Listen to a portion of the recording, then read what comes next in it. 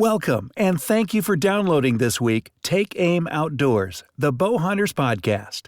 Whitetail hunting stories, tips, and gears from across country. And now, here is your host, Brandon Hammonds.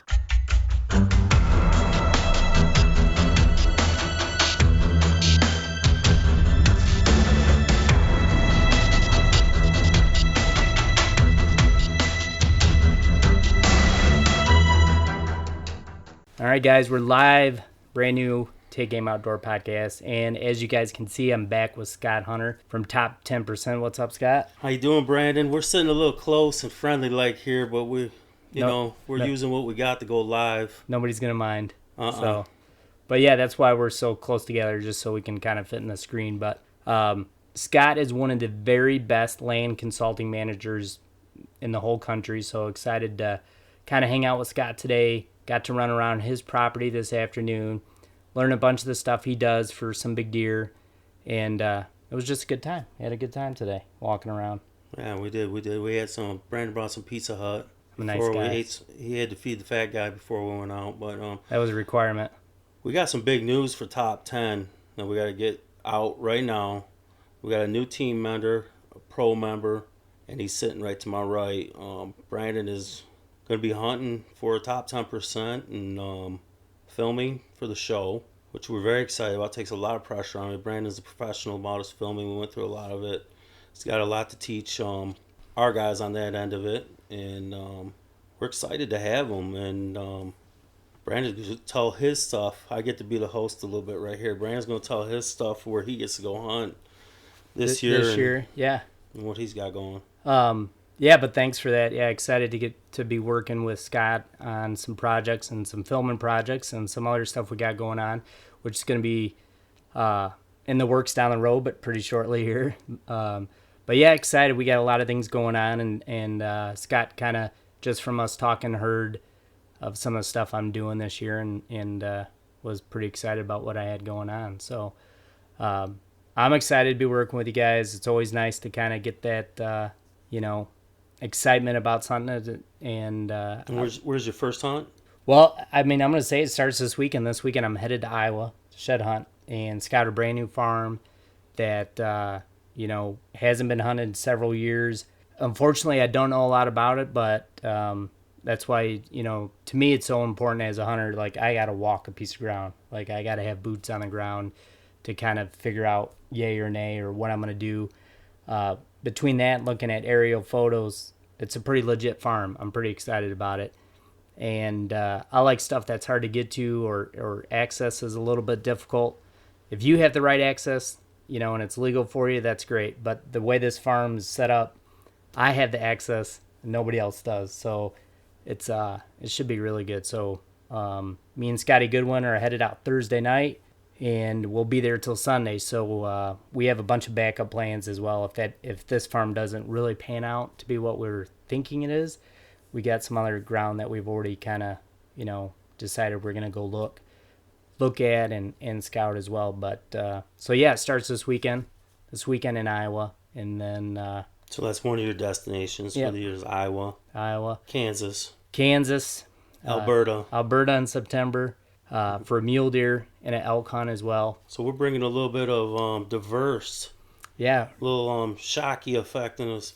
As I was saying, I call my son Little Jim Shockey, who just got back from New Zealand. Yeah, speaking of which, your son shot 2 really nice red stags in New Zealand. So he did, and I couldn't give everybody update because he went between the podcasts we did. So he went the week after our podcast came out together. So it was a good time, to kind of spend that time with you, and then the very next weekend your kid's in New Zealand. It's like, oh my gosh, it's nuts. Well, I couldn't be more proud of him. Kyle handled that trip on his own. That's Kyle's doing. He had a blessing person that took him to New Zealand, and very thankful for that person. And they had an awesome hunt, and we can't wait to share the footage. I got to see a sneak peek of it today, and one of the best, if I can kind of let that out. Oh, yeah. All right, but one of the best red stags I've ever seen in a wallow, anywhere on film, any channel, any network. They got some unbelievable footage of the stag and a wallow. It will blow your mind. It is straight out of National Geographic. It is so cool, so wild. So Yeah, Kyle's 19 years old, and he set that hunt up. And it's just a once in a lifetime hunt, and I'm hoping that maybe one day I could get out there and do some filming and go after one of them giants. yeah, it was awesome. Yeah, very cool. Yeah, you guys will be excited to see that. But Scott walked me through, like I said, some of his property today here in Southern Michigan, and he's got a job tomorrow. Actually, he's doing some land consulting. So, Scott, for those that didn't get to hear the last podcast we did, give everybody a little rundown again on kind of some of the services you offer at Top 10%. Well, we do consulting, and then we do the whole job. First starts with a phone call. You can find us on top10percentlanddeermanagement.com or on Facebook. Send me a message, give me a call. Just starts with a phone call. We try to make it very cheap for the consulting part, and even for the doing the job part, we try to keep it within cost. Realistic. And the filming industry is what got us into the land management, and I saw some of the crazy things going on out there, and we want to be involved with it. We want to teach people some of the real things that are happening in Michigan, and or misconceptions, like misconceptions. Even the property Scott's going to tomorrow. I won't mention who, but another land management type company was there, and Scott's going in behind them now, trying to refab some of the mistakes that were made. But he had a 7-acre switchgrass, tall grass, and another consultant came in and had him switch it all over the food plot, which in turn pushed the deer further onto his borders, so the deer would visit him at night and hanging on the neighbor's property and getting shot. So for some of you that you're like, oh, that sounds great, like that's what I want somebody to come in and do. Scott, why don't we want that? 7 acres of switchgrass is, the saying is big grass, big bucks. Right. He had a great setup, and he got sold on the ideal of a company that was marketing seed. They market seed. We have no affiliation to any particular seed. We like food plots. We also like corn. We also like soybean. We also like to supplement feed. There's many ways to feed deer, and the bag brand that you buy don't mean you should take 7 acres of cover out to put in some food. Now, if you were up north and you had 640 acres of hardwoods and no agriculture around you, yeah, absolutely, you're going to want some food plots. But that's why we go back to hire somebody with the knowledge of hunting deer and harvesting deer. Manage, hunt, harvest. That's our model. We still believe in the model of harvesting deer. We want our clients to shoot deer. The top 10% of what the property has to offer. That's right. And some of the stuff I've learned from Scott in just, a couple weeks of hanging out with him, and he's been nice enough to share some of that stuff, is just like what he just said about the client he's going to tomorrow who had food plots, and, now you're going back in there to actually take those food plots and turn them back over to grasses. Our industry as a whole, which Scott's the first one to debunk stuff like that. So we're food plot crazy, wouldn't you say? Oh yeah, as a whole. So, yeah, which leads to a whole nother subject of browse, and just the difference between, like what I was just kind of say is, Scott's competitor, somebody else in the industry was, food plot. But you got rid of the bedding. When you get rid of the bedding, you get rid of your big deer, right? It's that simple. So your deer now are going somewhere else to bed, So those are some of the things that like Scott's really good at. And he doesn't follow just the industry trends. He follows what keeps deer on your property, near your property, and lots of time near your stands. And then you're, harvesting deer, which is the goal. That is the goal. Yeah. Manage, hunt, harvest. Manage, hunt, harvest. So one of the other things. Well, let's talk about that real quick, Scott. Let's talk about natural browse. And we hear all the time, which is another thing you kind of go against the curve, is over browse and there's no food for deer. But I'll let you talk on that. You're the expert. Well, you're leaving out the one thing: doe hunting.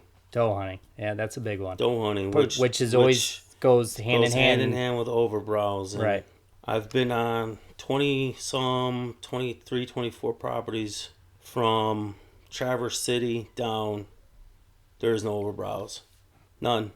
I mean, we've been on some farms where you can still see rotten corn. Where it wasn't there's- ate. Like, right. yeah. They have, and our philosophy is, if you shoot a doe, you shoot that doe, it's guaranteed that doe will never reproduce. It's never going to have another baby. It's never going to produce no more bucks. That's not a theory. That's fact. You shoot that deer, it's gone. It's gone. Now, the theory is if you got too many does, they won't reproduce. That's a theory. It's not fact. Fact is you shoot a doe, you've just killed future stock. And in this state, in many of the Midwest, your neighbors are going to shoot does. If you're spending your time and effort of doing all this, following on Facebook, social media, you want to shoot big bucks, lay off the does. And if you're going to call and say, hey, Scott, you get too many does, there's going to be overbrowse, they're going to eat. I just took you to an area where we fed 70 deer on 50 acres Yep.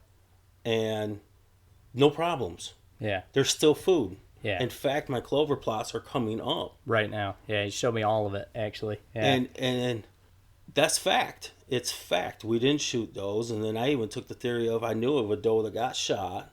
She had button buck siblings or babies that twins that some people will say if you shoot that, the does will stay on your property. They were born on my property, and I took inventory. She was shot by my neighbor. Though both of them did stay on my property, so that theory was working. But yet, guess what? One button buck died. It was eaten by coyotes. So now that leaves you with one button buck. Yeah. He joined up later in the year, and we were getting on my camera with two smaller 1.5-year-old bucks, where he was being the brunt of and just getting abused by those deer. And that's who was teaching him how to survive, not his mother. Right. So, in one arrow, that guy probably killed one doe that year, 2 button bucks, and the doe that produced button bucks. That's right. So that theory is fact that they declined my chances of killing bucks. Yeah. Of a buck producing doe. Again, you killed a doe. That's fact. Now you killed more than what you. I'll be the first to say that I've always, and you can give me your opinion because you're blatantly honest about this stuff, but I've always had or learned the opinion that when you have so many does, right, that at some point these bucks don't have to get up and move. They don't have to travel. They don't have to do anything to breed. They don't have to be a winner. They don't have to be dominant. They don't have to do anything. No. So when a buck has a doe, he's tending that doe for how many days? I mean, I 2 to 3 tops. 2 to 3 days, right? Right. So how many does is he going to breed in a season? 7 maybe, lucky. Maybe 7. Yeah. Right? Right. So I want more does on my land to give more bucks opportunity to find does to breed. I want more. I want more bucks to come from further, travel to where the does feel safe, and I could actually hunt them while they're on lockdown. That's the difference of saying, I know where the buck beds and I know this. That it don't matter. I don't care where the buck beds. Buck beds, doe beds. I want to know where the does live, and then I'm going to hunt where them does get forced to on my property and what we set up. And then I'm going to hunt those key areas and focus even on when they're on lockdown. So I don't see a buck standing in the middle of the field. He's standing on my property and tending the doe that feels safe and secure on my property. So this whole thing about they could compete and they have to compete, they don't like to compete. It's the same as anybody else. Right. Right. Who wants to compete? Yeah. They want the pickings. They want to go where it's easy. They want to go where they feel safe, secure. They don't have to fight. Well, on the flip side of the coin, though, you've created that habitat, right? So, Absolutely. Okay. So, in your opinion, that works because you've created it. But for the guy that hasn't created it, he's like, well, I don't have a Scott here. What do I do? Call Scott. Call top 10%. Call my team. Yeah. Call my team and we'll help with the plan. Yeah. Well, that's what We you educate. do. Yeah. And it's not being that I'm smarter or anything else. I had somebody help me, and I've been fortunate to be able to have the time to hunt. Yeah, and you know what you're looking for. And put practices together. I just know once I release an arrow on a doe, and I've always found this out, or killed a doe, my hunting went downwards. It went backwards. I couldn't go after that target buck. And I understand. Don't come and say, "Oh, we want meat. We need meat. We're hunting for meat." We're not talking about that. Right. I mean, if you really just want meat, I mean, don't buy a license and go get chicken. It's cheaper. But you know, everybody likes to eat the meat, and I probably sound terrible saying that, but you know, if you're hunting for a mature animal and your quest is to shoot a bigger animal, you gotta lay off the does. Yeah. You have to. Yeah. Your odds are gonna stay higher by not shooting a doe. Your property's gonna be better. You're gonna have less pressure, and you're gonna have your better chance of shooting that top 10% buck. Like we walked back today behind Scott's place here where he hunts, and the first thing he did was he was like, "That's where my does are gonna be. They're bedding." Like he pointed out exactly, you know, like the layout of the land and how it works. So I know for many of us, you know, it's a struggle to kind of see those things, you know, but a lot of it is, like you said, it's having the opportunity to know somebody that will give you that education, you know what I mean? And, right, you know, show you the ways, so to speak. Right. You know? We want to open that up for people to be able to come out and get us to come out their land and not be to the point where we're breaking the bank. You know, obviously my time is worth money, and I'm not afraid to say that. Right. We're not a, you know, charity case. We do want to be compensated for our time, because we feel like we could reach a lot of people and get the word to spread and better the hunting. You know, there's a lot of great things, a lot of great movements out. Antler point restrictions, I got to see that firsthand up in Traverse City. It's another good thing. I got to learn a lot from hunters that talked about the improvement in their area. So there's, and you know, some people are pushing for the $1 tag thing. Anything that's reasonable, that's realistic, you know, we support education wise and by ruled ways. So we don't, you know, we're all about seeing the improvement of Michigan hunting. We want to help. So speaking of which, you're just up in Traverse City. Correct. Right. So for those that don't know Michigan that well, Traverse City's way north. We're in the most southern part of Michigan there is, really. Indiana's just literally right down the road here, but Traverse City is way up north, and that whole area, wouldn't you say, near Travis, Scott, it's huge chunks of timber, cedar swamps. They don't have the ag that we have. So when you were there for that weekend, you basically made it sound to me that you noticed a big difference in just the amount of bucks, bigger bucks, just based on even the antler restrictions. Right, the antler point restrictions are working. We talked to lots of hunters up there, and they've been hunting that land, and it's working. And that's, you know, no graph, anything. When you hear hunters come up and say, "I live here," and you know, so that was a good eye opener for us.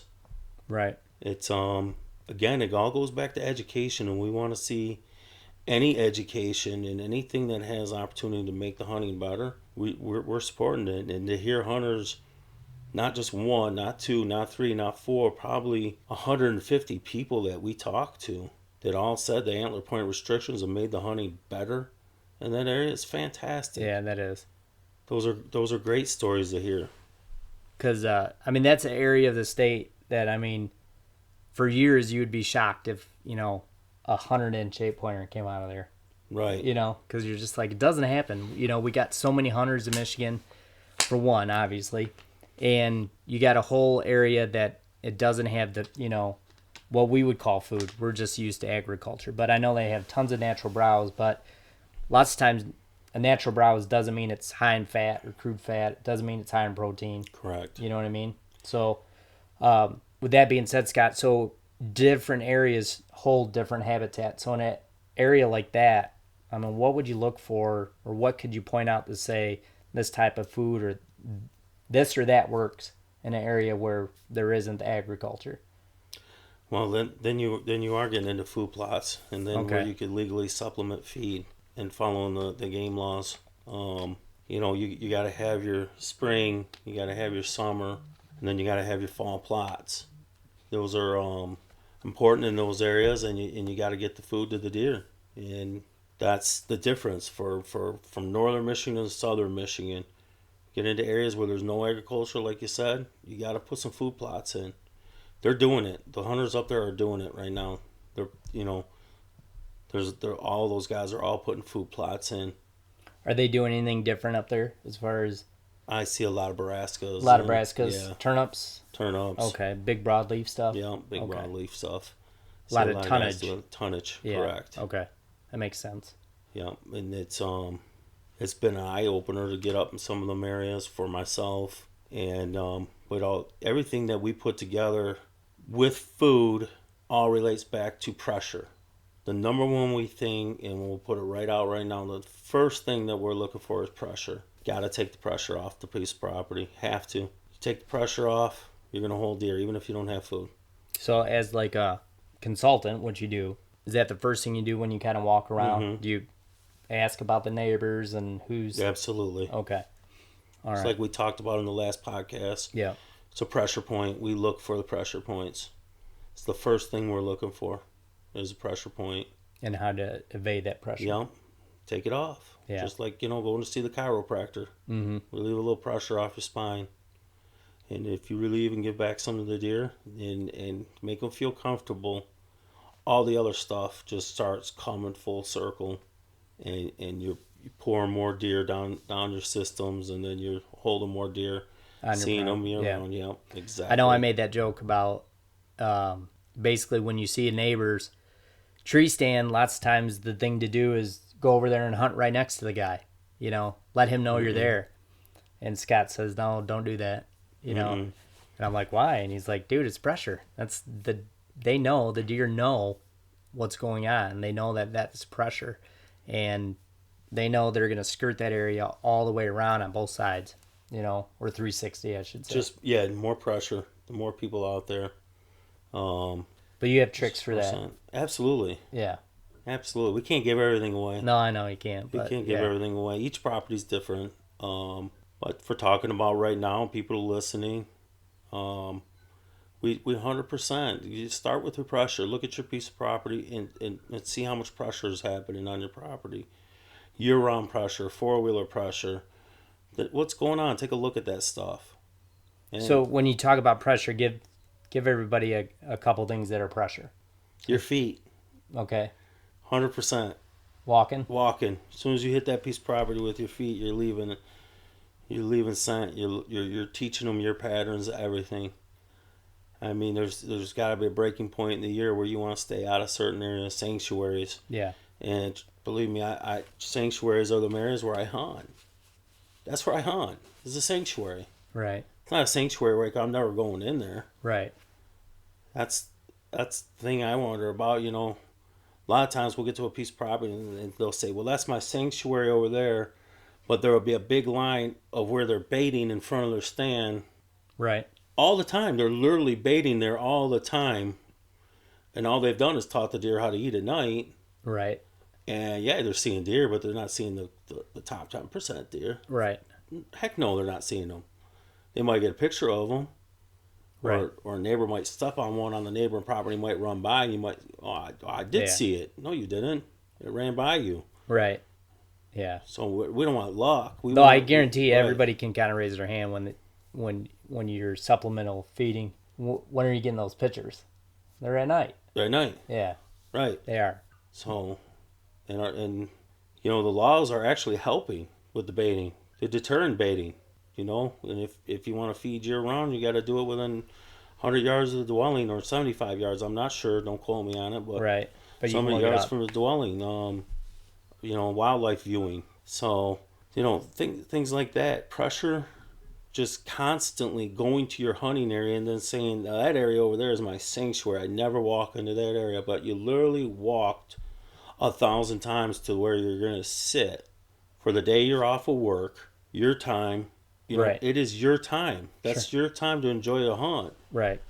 I want to go there and have it be fresh, and I want it your first 3 sits are your best sits on a piece of property, on a particular stand. I want it to be fresh. And then it does. Right. Usually you notice it goes down, down, down. Absolutely. You see less and less deer, typically always after the third set. But give us another couple examples of pressure. So you got feet, you got neighboring property pressure.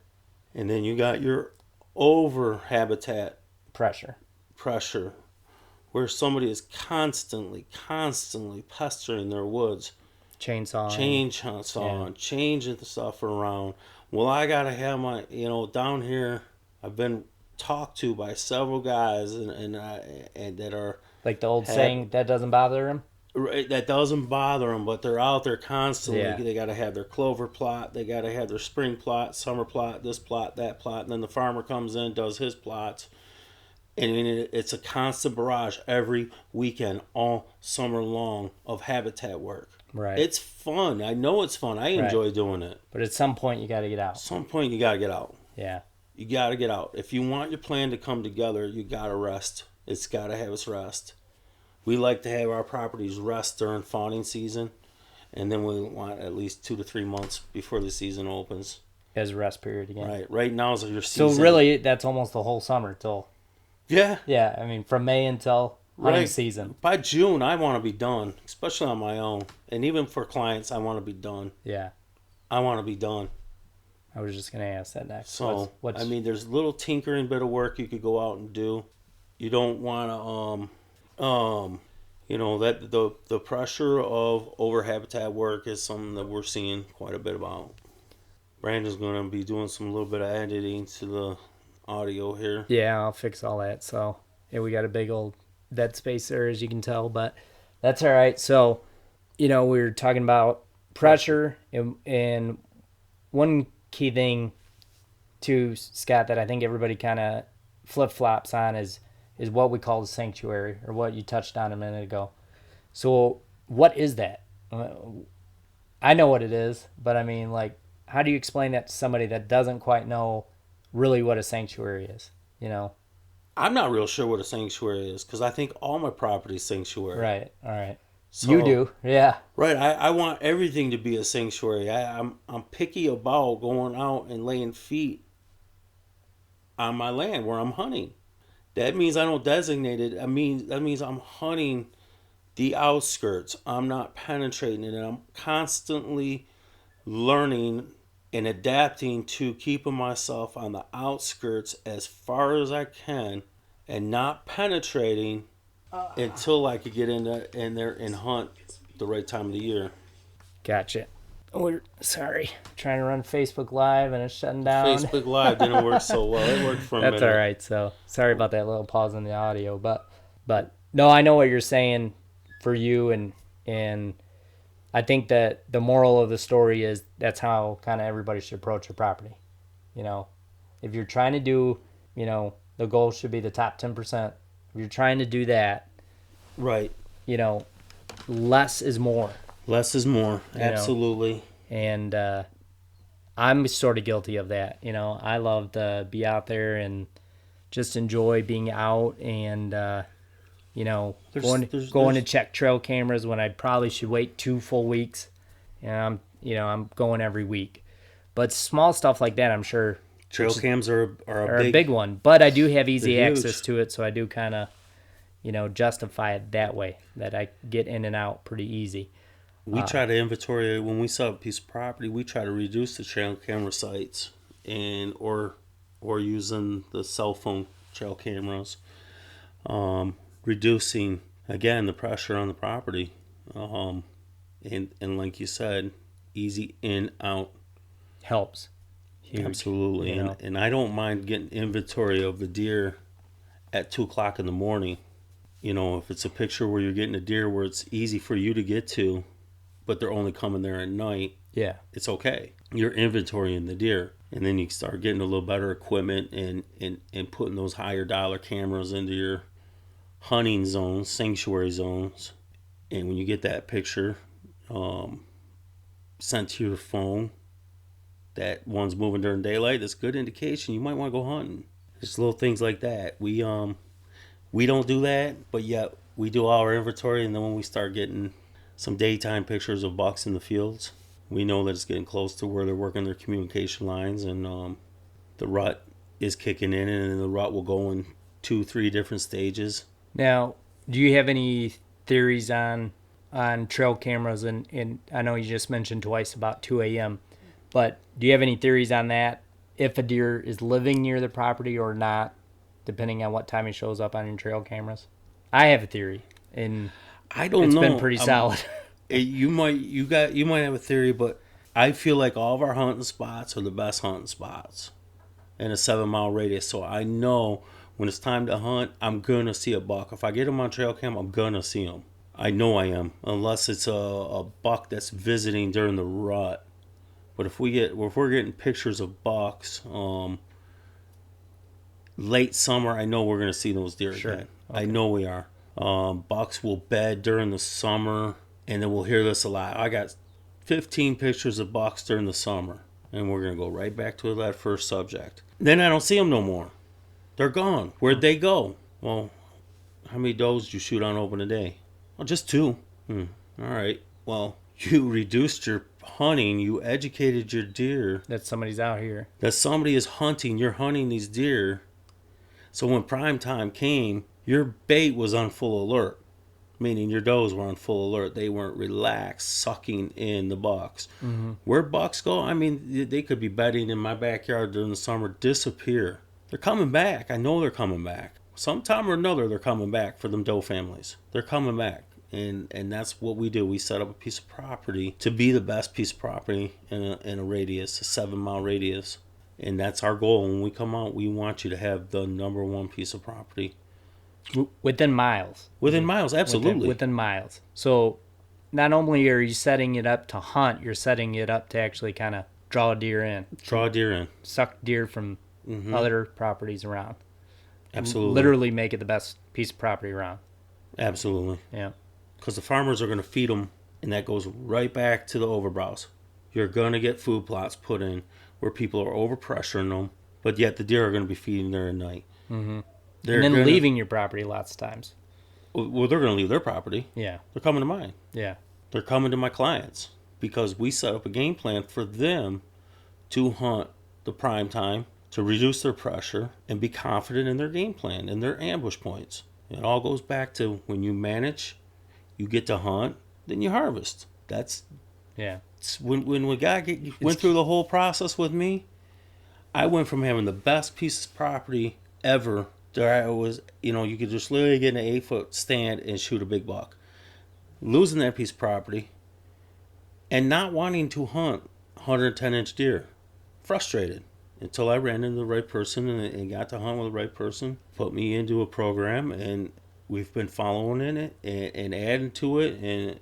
And when we get a piece of property, we do our work, and it works. Yeah. And our clients are seeing it. Well, I agree, man. I mean, I got to see firsthand, some of the stuff Scott does today, and basically had a great, bow hunting field trip today. It was a lot of fun. So got to walk around Scott's ground, see some of the stuff he does, and kind of the madness behind looking at somebody's property and what to do, which is really neat. And just thought, man, while we're here, we might as well do a podcast. So that came out pretty good. So Absolutely. Enjoy the podcast. Yep, absolutely. And Brandon's the man, and Brandon knows how to kill big bucks. He's been doing it. He went through his inventory. He's a little shy about it. What this guy's killing big deer, Michigan, again, and going out of state and doing it, putting his knowledge to work, and he feels comfortable to go out of state and kill big deer. And hats off to you. I got to learn some stuff from him. I mean, I said I'm looking for a piece of property in Indiana. This guy got on the phone and literally, I gotta go look at two leases in 5 minutes. Yeah. So it was cool. I mean, he pours his heart and soul into hunting, and that's a lot of us out there. That's what we do. We love this stuff, and just keep watching what Top 10's doing and listen to Take Aim Outdoors. Yeah, we're hitting great stuff out there for you. Yeah, like I said, we're going to be doing a lot more down the road, but I thought it'd be cool to, this year, So I wanted to focus on, doing some more, not just land management, just self-improvement in general. Because if you're improving your ground, you're improving you. You're learning more. Every step of the way you do something new and you learn. And that's self-improvement. And that's the coolest thing you can do as a human, is just keep developing and trying to be better. So that was kind of my goal this year, to just share stuff that nobody else is doing anywhere in the podcast. And excited to have Scott with us, and we're excited to go down the road the rest of the summer and kind of share it with everybody, some of Scott's stuff, what he does with clients, and a lot more stuff that we can do ourselves, which I'm excited about. Well, go to Facebook, like us, top 10%. Instagram, top 10% as well. And make sure you check it out. And Scott's show, Top 10%. Yeah, which we'll be filming for next year with Brandon. We got a couple more guys that we're announcing here on the Facebook here in a little bit. And I thank my wife and my son and Jay Flint. And give a shout out to Jay. He's been out there working real hard, filming and learning new techniques and putting them to practice. And if you're local in Michigan, it's what channel? My 18 Lansing. My 18 Lansing. The Hunt Channel. So if you have a Roku, Amazon device, it's Hunt Channel TV, I believe. And then our website, top 10%, landmanagement.com, will be running this year's 13 episodes also. And we got some great hunts for starting in July that'll be airing. Everything from red stag to hogs and gators down in Florida, and lots of whitetail. And then, this year we're starting to film a lot more land management tips, bringing that aspect in. And we got a super team of hunters going out this year to take top 10%, not only from Michigan, but to Iowa, Kansas, Illinois, Indiana, Ohio. Yeah. And then, myself will be focusing on Michigan again. And I know for a lot of people that don't know, but Michigan is so hard to hunt. So for Scott to do this, majority of this stuff in Michigan, if you live out of state, odds are you're living in a better deer hunting state than we are. So if Scott can do this here, is what I'm getting at, in this process, I can't imagine what it would do in some of these other states. It's just mind-boggling. Because Michigan is so hard. We've done some farms in Kentucky, and they've absolutely killed some absolute giants off on farms. Since I worked with an outfitter out there and killed some big bucks between himself and his clients. And that's something that we didn't broadcast too much. That was something I was doing to get the access to hunt there, which taught me a lot to bring it back to Michigan and bring it to everybody in Michigan. We're excited about top 10%, and again, we're excited to educate. Yeah, for sure. But I know, Scott, you're busy. I got to roll here in a minute, but thanks for your time today, and we will be back next week. Brand new show, and as you guys know, make sure to check out the Outdoor Podcast channel. That's my network, but that's where Take Aim is, podbros.com. But on the Outdoor Podcast channel, we have 2 brand new shows. So if you guys, download Outdoor Podcast channel in your RSS feed, iTunes, you get a new show every day of the week. And we brought 2 new shows to the network this past week. So make sure you check that out. And Scott, thanks again, man. Thanks, Brandon. All right, we'll see you guys.